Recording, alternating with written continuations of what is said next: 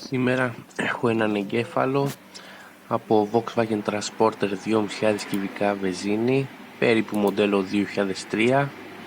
Δεν παίρνει μπρος επειδή μπλοκάρει το immobilizer.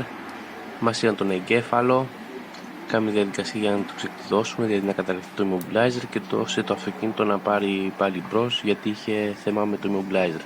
Αυτός είναι ο εγκέφαλος, ο Siemens, ο Simos 35, και πάμε να επαληθεύσουμε τη δουλειά μας, να συνδεθούμε τώρα με το VCDS και θα πάμε στο κανάλι 91.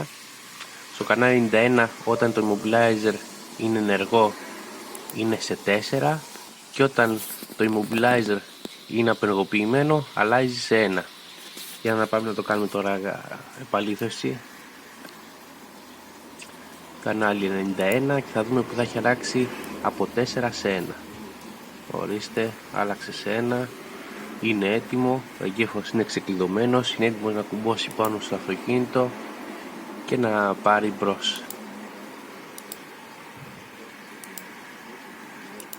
Τον κλείνουμε και είναι έτοιμος να φύγει.